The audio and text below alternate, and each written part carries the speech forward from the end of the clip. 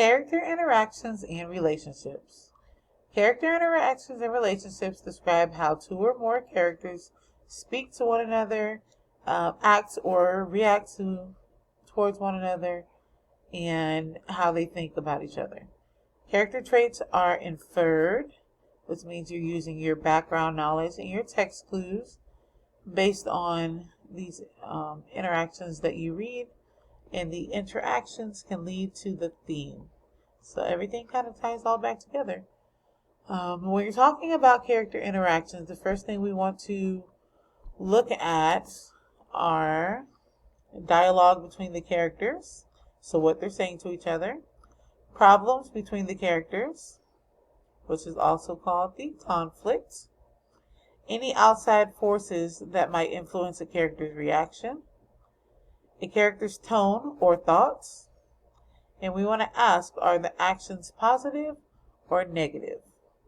So this is how they interact with one another. And some of the words that we want to use to describe character interaction are acquaintances, which means that they aren't really friends, they just know each other, maybe know some of the same people. Symbiotic, brotherly, chummy, dysfunctional, estranged, friendly, fragile, inseparable, thick as thieves, and enemies.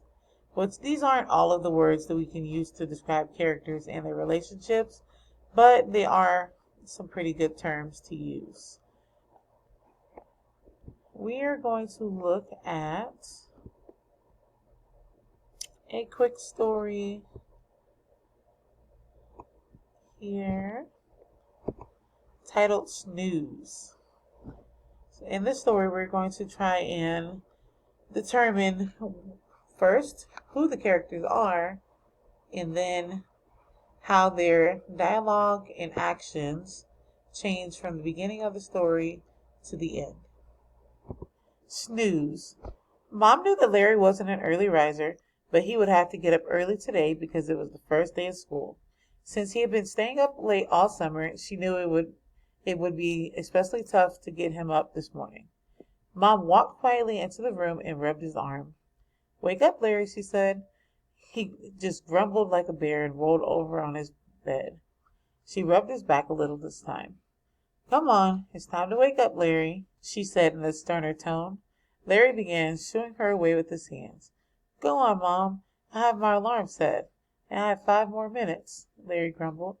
Soon, Mom heard Larry's alarm buzzing and buzzing and buzzing. Finally, she had had enough. She marched right into his room and uncovered him. "Get up right now, young man," she insisted. Larry sat up with a grouchy look on his face and his eyes still closed. He mumbled and griped all the way to the bathroom to begin getting ready. Okay, so we know that our two characters are Mom and Larry. Their relationship is that they are mother and son. The interaction between them two in the beginning of the story, Mom was pretty patient with him. She didn't come in and pull the blankets off of him right away, and she wasn't super stern with him right away. She gave him the benefit of the doubt. She wanted to wake him up gently.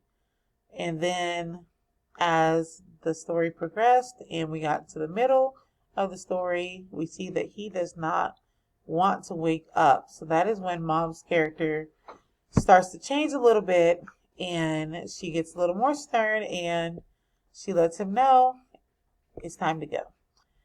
Time to get up. But he wants to tell her that he still has 5 more minutes. So at the end of the story, Mom's character is pretty much fed up at this point, and she doesn't want to hear any more of his excuses, so she uncovers him and tells him to get up right away. And then his character goes from laying there trying to get some extra sleep, not so happy about getting up, to being even more tired and frustrated as he mumbled and griped all the way to the bathroom to get ready. So they're both of their interactions are increasingly getting frustrated. But in the end, Mom got what she wanted because Larry woke up and Larry gets to go to school, which is awesome.